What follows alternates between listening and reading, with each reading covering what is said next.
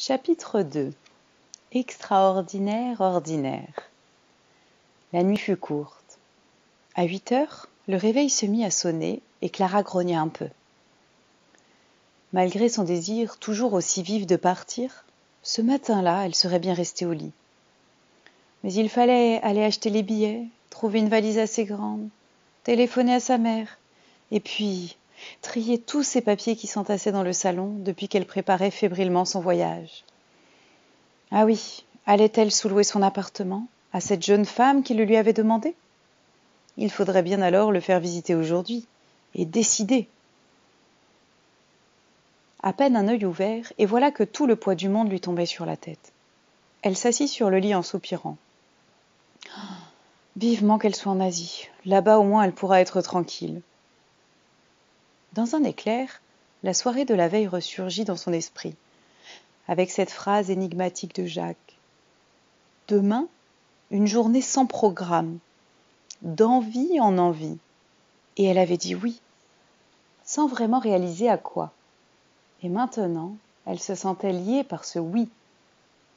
Et même l'étrange conseil l'allumait. Elle s'était figée sur le lit et ne bougeait plus, comme tétanisée. Juste, elle s'entendait respirer. S'apprêtant à se demander, là, maintenant, de quoi j'ai envie? Elle se sentait comme au bord d'un gouffre ou d'un océan, en tout cas devant l'inconnu. Il n'y avait que le silence, comme si la création entière s'était mise en suspens, attendant qu'elle perçoive son envie pour l'exaucer. Sans programme, avait dit Jacques. Ah, il s'en était fallu de si peu. À peine levée, elle avait failli se cadenasser dans un programme d'enfer pour la journée entière. Voilà une journée qu'elle pouvait rattraper au vol, avant qu'elle ne parte d'un très mauvais pied. Voilà une journée qui, d'extrême justesse, pouvait éviter de se dérouler d'obligation en obligation, de il faut en il faut, mais bien d'envie en envie. De quoi j'ai envie? La question revenait comme un intime refrain intérieur. Elle parut subitement ridicule, bête, enfantine. Clara devait maintenant lutter contre l'idée de tout arrêter de ce jeu stupide, pour que surtout sa vie continue bien comme avant. Mais la question sentait le vent frais, le nouveau, l'excitant. De quoi j'ai envie? Mais enfin, je n'ai envie de rien, je viens juste de me réveiller. La question ne semblait pas se satisfaire de cette réponse-là. Je me débarrasse, tu m'encombres. Et Clara finit par sourire, de se voir à ce point tétanisée sur son lit par une question. Incapable de bouger le moindre orteil, de peur que... De peur que... De peur que quoi d'ailleurs? Et s'il me venait l'envie d'aller prendre le petit déjeuner au soleil, place Bellecour, avec un bichon citron et un journal? Ils ont peut-être déjà installé les terrasses pour le printemps. Le rayon de soleil, qui s'était insinué à travers le volet, semblait vouloir lui grimper sur la jambe. Et s'il me venait l'envie de mettre cette petite robe rouge, celle que j'ai achetée l'année dernière, un jour de grand enthousiasme, et que je n'ai jamais remise depuis. Comme elles étaient bizarres, ces idées qui venaient de la traverser. Mais ce qui s'insinuait ressemblait à un jeu sympathique après tout. Et d'un coup, la question lui fit moins peur. Clara avait des envies en elle. Celles-ci semblaient réalisables, et surtout, cela lui faisait tellement de bien de jouer enfin qu'elle grimpa prestement sur une chaise pour attraper la robe un peu courte qu'elle avait tenté d'enterrer en haut d'un placard. Dans sa vie, question exploit, Clara n'était pas en reste. Elle savait abattre des heures et des heures de travail sans se lever de sa chaise. Elle savait subir sans broncher des heures et des heures de réunions inutiles et pleines de bavardages. Elle savait faire le ménage de son petit appartement un week-end durant sans voir le jour. Et elle savait tenir, subir, faire en force. Oui, cela, elle le savait. Mais ce qui lui était difficile, c'était de jouir de la vie, jouir tout court. Et ce qui était en train de se passer en avait le goût. Écouter une envie et la réaliser, cela semblait venir d'un autre monde, un monde que Clara ignorait. Il n'est pas sûr qu'à cet instant, elle comprît tout cela. Mais son âme d'aventureuse, trop longtemps bridée par ses peurs, avait reconnu une petite musique. Mettre une robe presque sexy, juste pour aller déguster une matinée de printemps ensoleillée sur une terrasse. Cela, pour Clara, demandait un petit dépassement qui lui excitait l'âme. Car si elle s'était contentée de l'habituel, du connu, de l'héritage de son passé, elle aurait balayé cette envie d'un réhébitoire. Ce n'est pas raisonnable, alors que j'ai tant de choses à faire.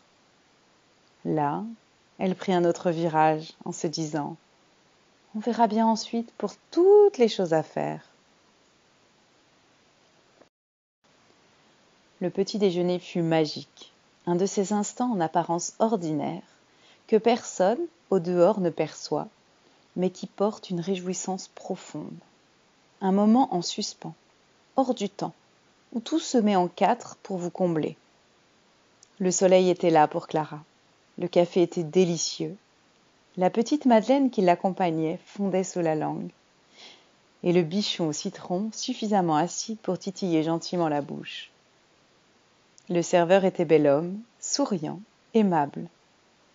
Il complimenta Clara sur son sourire, et comble de l'extraordinaire, Clara ne s'en agaça pas.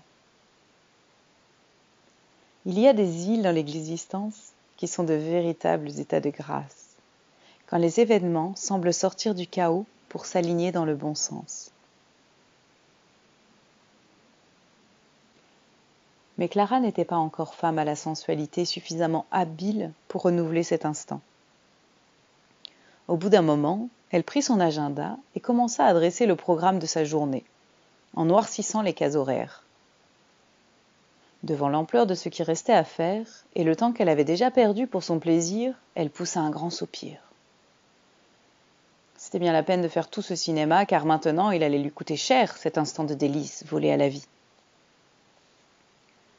S'insinuant dans le fratras des jugements qui envahissaient sa tête, la phrase revenait. De quoi j'ai envie, là, maintenant? Ah non, elle n'allait quand même pas perdre toute sa journée avec ses gamineries. Jamais elle n'arriverait en Asie si elle continuait comme ça. C'est bien beau d'écouter ses envies, mais il fallait bien... La phrase coupa net cette pensée inachevée. Clara, de quoi as-tu envie? Les mots venaient maintenant du tréfonds de ses entrailles, ou du fond de son cœur, ou d'un amour infini penché sur elle. Clara, de quoi as-tu envie? Elle ne savait pas pourquoi, mais ces mots lui faisaient venir les larmes aux yeux. La vie lui voulait du bien, là, maintenant. Elle avait dit oui à une journée sans programme, mais s'apprêtait à en faire un, de nouveau, qui allait embarquer toute la journée dans son engrenage. C'est cela qui la fit basculer. L'émerveillement de voir combien l'être raisonnable en elle avait une telle puissance qu'il pouvait même lui faire oublier la décision qu'elle avait prise. Elle rechoisit le jeu. C'était tellement excitant. Et puis, vraiment, cela ne changerait rien à la face du monde si toutes ces choses à faire, prétendument si urgentes, étaient reportées à la semaine prochaine. En vérité, il n'y avait rien qui résistait à la simple question. Ceci est-il indispensable à faire aujourd'hui? Et là, maintenant, de quoi j'ai envie? Aïe! Elle venait d'avoir envie d'entrer dans ce magasin de vêtements de grande classe pour essayer un joli petit ensemble vu en vitrine. Aïe! D'abord l'ensemble était trop cher, et donc elle n'était pas sûre de l'acheter. Alors pourquoi entrer dans ce magasin pour rien? Oui, mais elle en avait envie. Oui, mais c'était inutile, même absurde. Oui, mais elle en avait envie. Clara sourit, commençant à comprendre la nature de ce petit jeu faussement innocent que lui avait proposé Jacques. D'un côté, les « il faut » de la femme de devoir. D'un autre, les envies de la femme de plaisir. Et ces envies, contrairement à ce qu'elle aurait pu penser, n'étaient pas du tout avachissement d'humanité. Non, ces envies demandaient qu'elle se dépasse. Oh, il ne s'agissait pas d'un immense dépassement, d'un immense rendez-vous avec soi-même, comme ceux que l'on rencontre 3 fois dans sa vie. Non, il s'agissait d'un petit dépassement, accessible, et qui, justement, parce qu'il était accessible, devenait très excitant. Il était de plus en plus difficile de trouver les arguments qui auraient permis de l'éviter, et donc de plus en plus évident qu'il fallait le faire. Devant quel dépassement d'elle-même se tenait-elle là, face à la vitrine de cette boutique de marque? Jamais de sa vie Clara n'avait acheté un vêtement de ce prix. Oh, il ne s'agissait pas de ces boutiques de grand luxe où la moindre robe coûte 2 mois de salaire. Plus simplement, le petit ensemble représentait, Clara fit rapidement le calcul, 10% de son salaire mensuel. C'était quand même bizarre. Jamais, vraiment jamais, Clara n'avait dépensé autant d'argent pour un vêtement. Une telle étrangeté sautait aux yeux. Elle achetait toujours ses vêtements en solde, avec un défaut pour les payer moins cher, ou dans des boutiques bas de gamme. Vraiment, cela n'avait aucun sens de mettre tant d'argent dans une robe. L'argent était fait pour être économisé, pour s'acheter une maison un jour, un point c'est tout. Et là, devant cette vitrine, se posant la question « De quoi j'ai envie ?» elle s'entendit répondre « Si je suis honnête avec moi-même, je suis bien obligée de reconnaître que j'ai envie d'aller essayer ce petit ensemble hors de prix. » C'était rien, 3 fois rien. Impossible à raconter à quiconque, impossible à partager. Mais là, devant cette vitrine, Clara retrouvait, pour un petit ensemble à essayer, le sentiment d'un acte capable de réenchanter sa vie un instant. Comment exprimer ce mélange de peur, de désir, d'excitation qui l'habitait maintenant qu'elle venait de penser? Je pourrais entrer juste pour l'essayer, cet ensemble. Et s'il me va, je pourrais l'acheter. Comment un acte, si banal en apparence, pouvait-il faire un effet au-dedans? Mais alors, il existerait dans l'ordinaire des actes capables d'ouvrir en grand les fenêtres et de faire entrer le vent frais du nouveau? Des actes nés des envies, conduisant, pour peu qu'on le veuille, à expérimenter un dépassement de soi? La femme raisonnable tenait encore bon en Clara, qui dut s'encourager elle-même pour parvenir à entrer dans le magasin. Elle y fut reçue en princesse, mais l'ensemble vu en vitrine n'était plus disponible dans sa taille. Alors la vendeuse, tout à son service, se mit à chercher ce qui lui irait le mieux. Il n'y avait plus qu'à se laisser faire. Cela devenait indécent de résister. Bien sûr, elle se vit tenter par les petites pièces les moins chères et les pantalons qu'elle avait l'habitude de mettre. Mais la vendeuse lui proposait d'autres vêtements. Elle comprenait et elle souriait. C'était une vraie maman, douce, gentille, complètement tournée vers le bonheur de Clara. Celle-ci était si touchée que l'on s'occupe d'elle comme cela. Comment une étrangère pouvait-elle avoir tant d'attention pour sa personne quand elle-même s'en occupait si mal d'habitude? Elle se détendit, s'enhardit à essayer des choses inhabituelles. Elle se surprit à se trouver belle devant sa glace, joua à tourner sur elle-même pour faire voler les jupes, à redresser les épaules pour mettre un sein en avant. Elle tomba sous le charme d'un ensemble ravissant, très classe, et bien sûr assez cher. Mais elle avait maintenant un peu compris l'aventure que contenait le jeu des envies, et elle repartit avec, préférant même le garder sur elle plutôt que de remettre sa petite robe rouge. Ce fut une Clara magnifique qui ressortit du magasin, avec un corps de femme que les vêtements mettaient en valeur. Loin de la Clara quelconque, plutôt habituée à se vêtir pour se cacher derrière des habits sans forme. Elle se sentit rayonner, elle était belle. Elle qui se croyait d'ordinaire si peu intéressante, venait là de se donner de l'importance à elle-même. pour une fois, elle avait valu suffisamment à ses propres yeux pour acheter à ce prix quelque chose pour elle-même. Et cet acte était si puissant qu'il la projetait dans la réjouissance de se sentir une reine sur terre, d'avoir pouvoir sur sa vie et que rien ne lui résisterait. Bien sûr que ce n'est pas l'habit qui fait le moine, pensa-t-elle, mais il faut bien reconnaître qu'il réveille dans le cœur du profane le moine qui sommeille en lui.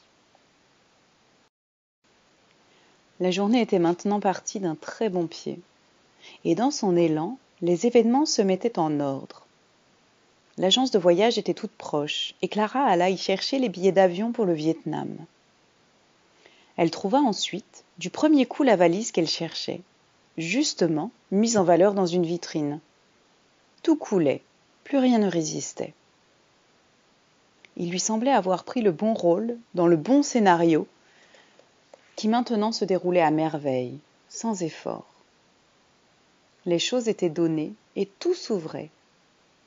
La sous-location fut réglée par 2 coups de téléphone, et elle pensa à sa mère juste au bon moment pour l'appeler. Par une journée de printemps, déjà très chaude, elle venait d'expérimenter une grande loi, qu'elle n'allait vraiment comprendre que bien plus tard. Il existe 2 façons de vivre. Dans le grand plan divin ou dans le petit programme humain. Le petit programme humain est fait d'obligations et d'habitudes éternellement répétées. Le dessein du grand plan divin, lui, nous échappe. Mais on lui dit oui par des petites choses en apparence insignifiantes. Écouter une envie, tenter un dépassement, préférer le nouveau. Alors la vie semble se réjouir et nous prendre dans ses bras. Et le scénario nous enchante si l'on se laisse prendre. Était-il besoin d'aller aussi loin, dans un coin perdu de l'Asie du Sud-Ouest, pour réenchanter sa vie? Vraisemblablement pas. Mais Clara ne le savait pas. Et le plan avait prévu pour elle un grand détour. Tant son enfance spirituelle avait besoin d'être nourrie d'émerveillements lointains. Elle s'apprêtait ainsi à s'envoler pour le Vietnam afin d'y rencontrer l'initiation.